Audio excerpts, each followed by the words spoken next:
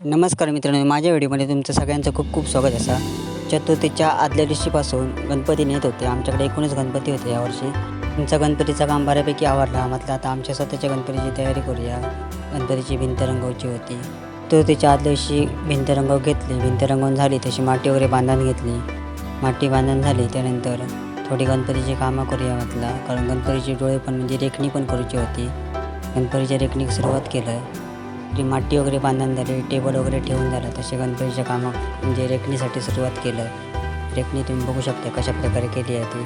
जर तुमका आवडल्यास नक्की लाईक करा, शेअर करा आणि कमेंट पण करा कशा प्रकारे रेखणी झाली आहे ती. रात्री 12:30-1 वाजता जशी रेखणी करून झाली तशी काही गणपतींका खडे लावचे होते. ते खडे लावून झाल्यानंतर म्हटलं आता कमाळ काढूया भिंतीवर कमाळ काढून घेते नाही बाबांनी वगैरे. सगळं आवरून झाल्यानंतर झोपाक गेलो.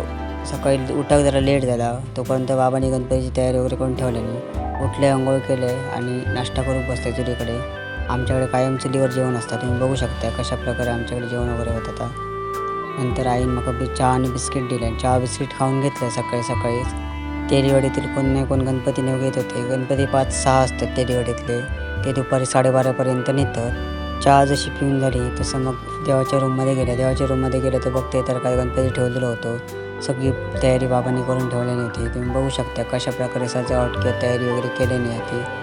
देवारो पण यावर्षी केलेलं असं. गणपती 1.5 दिवस ठेवायचं म्हणत होतं, पण सगळ्यांचा विचार मत एक करून 5 दिवस गणपती ठेवतो विचार केलं. सगळी मांडावर करून घेते. गंध उघडूचा होता, वाती वगैरे करूची होते, ते थोडंफार मदत केलं. त्यानंतर दुकानावरून काही सामान आणायचं होतं, तर सामान घेऊन येलं. कारण आमका चतुर्थीच्या अगोदर गणपती असल्यामुळे त्या कामात आमका कुठे बाजार वगैरे करून भेटणार नाही. त्यामुळे लोकलच्या दुकानातून आम्ही काही साहित्य हवे असतं तर आणतो आणि पहिल्या दिवसाचं काम करून घेतो आणि दुसऱ्या दिवशी आम्ही बाजार वगैरे करतो.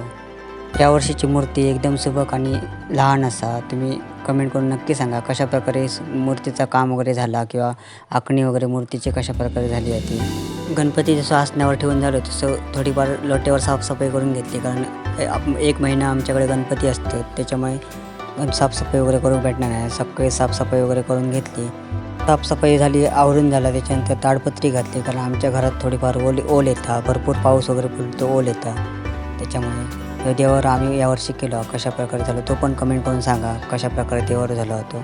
भटजी काका येऊन गेले, पूजन वगैरे करून घेतले. नंतर म्हटलं आता नैवेद्य वाढू घेऊया. नैवेद्य वाढून झालं तशी आरती वगैरे केली. तेवढ्यात गेली लाईट गेल्यामुळे थोडीफार व्हिडिओ करू भेटले ना, पण आपण म्हटलं छोटीशी एक लाईट गेल्यानंतर कसं व्ह्यू दिसतात तो तुमका दाखवूया.